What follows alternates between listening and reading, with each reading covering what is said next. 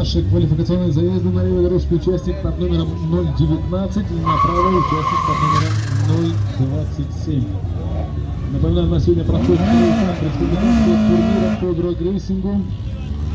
Организатором является Федерация автоспорта Республики Ингушетия.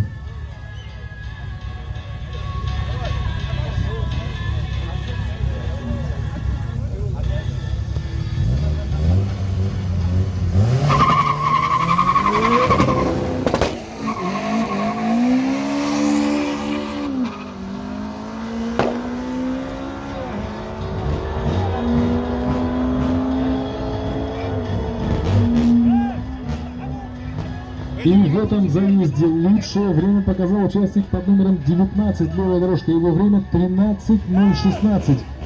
27 номер показал время 13:066.